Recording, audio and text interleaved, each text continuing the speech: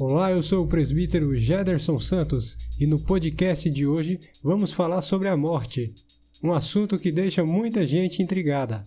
Fique com o podcast.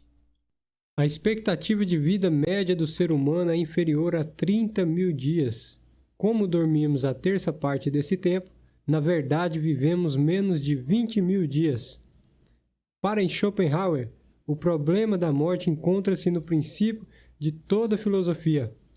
Freud, no ensaio de 1914 intitulado Reflexões sobre os tempos de guerra e morte, sugere que, se você quiser suportar a vida, prepare-se para a morte. Segundo ele e muitos outros psiquiatras, para viver plenamente é preciso dar uma solução ao problema da morte. Se o deixarmos sem solução, gastamos energia demais em negá-lo ou ficamos obcecados por ele. Então, parece que duas coisas são certas: a vida é bem curta e a morte preocupa todo ser humano a partir do momento que toma conhecimento dessa dura realidade. Para entender o que ocorre conosco na morte, é preciso que se entenda o que é o ser humano. Ao criar Adão, Deus utilizou dois elementos, o pó da terra e o fôlego de vida. E conforme relata Gênesis 2, versículo 7, o homem tornou-se alma vivente. O texto não diz que Adão recebeu uma alma, mas sim que se tornou uma alma.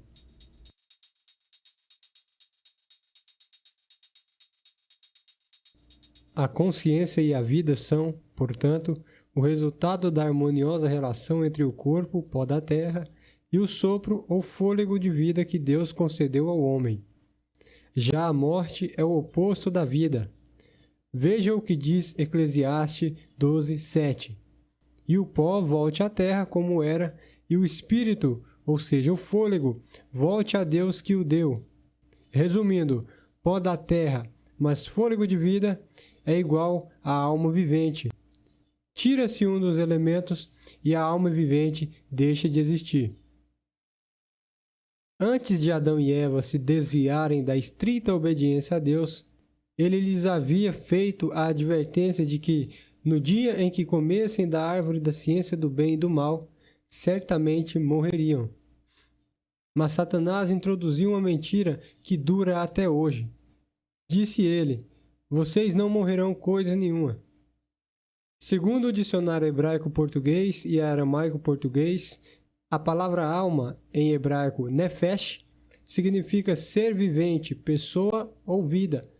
Veja, por exemplo, os textos de Gênesis 1:20, Gênesis 12:5, Êxodo 12:4. Em todos esses textos, a palavra nefesh é utilizada como um desses significados. Há um texto bíblico escrito pelo profeta Ezequiel que deixa clara essa questão sobre a alma ser ou não imortal. A alma que pecar, essa morrerá. Encontra-se Ezequiel 18:4. Existe algum ser humano que não peca? Não. Logo, todos são mortais. A alma não possui existência consciente à parte do corpo, e em parte alguma a Escritura indica que, por ocasião da morte, a alma sobrevive como entidade consciente. Efetivamente, a alma que pecar, essa morrerá. O fato é que somente Deus é imortal.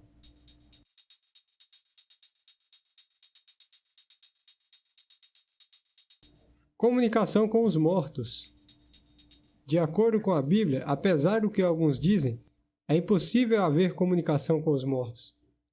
Veja o que diz a palavra de Deus em Eclesiastes 9, versículos 5 e 6 e em Salmos 146, versículo 4.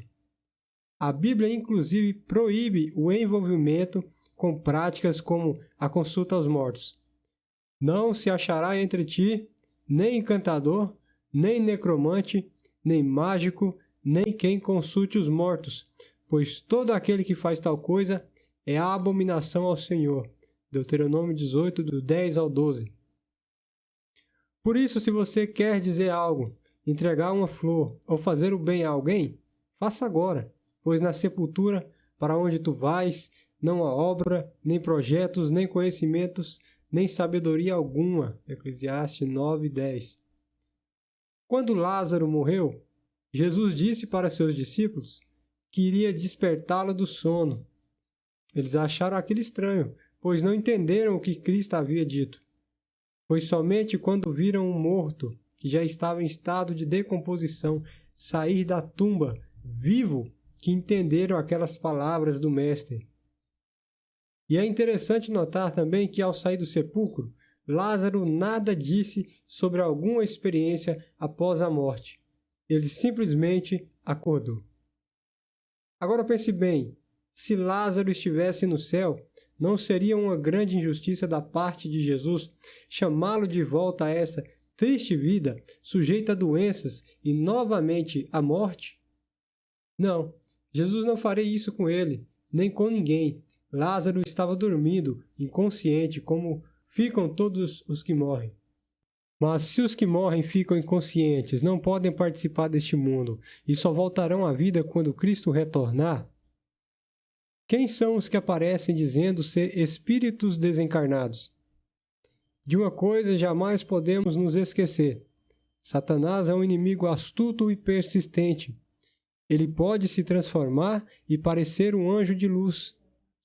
Essas supostas almas dos mortos são, na verdade, espíritos de demônios que fazem milagres. O ser humano, uma vez dormindo, só poderá ressuscitar ao chamado de Jesus em sua segunda vinda. Os que estiverem vivos, por ocasião desse acontecimento, serão transformados, e junto com os que estavam mortos, subirão para se encontrar com Cristo, num arrebatamento que não terá nada de secreto. Você percebe a astúcia do inimigo? Ele quer fazer com que os seres humanos creiam que a imortalidade lhe é um dom inerente. Assim ninguém precisaria se preparar para a vinda de Cristo.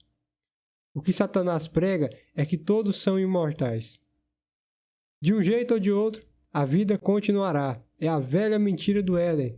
Vocês não morrerão. Lembre-se do que disse Jesus. Eu sou a ressurreição e a vida. Quem crê em mim, ainda que morra, viverá. Satanás não quer que as pessoas creiam em Jesus e vivam. Por isso, inventa todo tipo de falsas ideologias que, no fundo, servem para nos afastar de Cristo e eliminar nossa dependência dele. No último dia desse mundo, Cristo ressuscitará aqueles que aceitaram seu convite para uma relação de amizade e companheirismo e desenvolveram fé genuína. Por isso, para aqueles que morrem no Senhor, a morte não é o fim, é apenas um sono do qual despertarão quando Cristo voltar.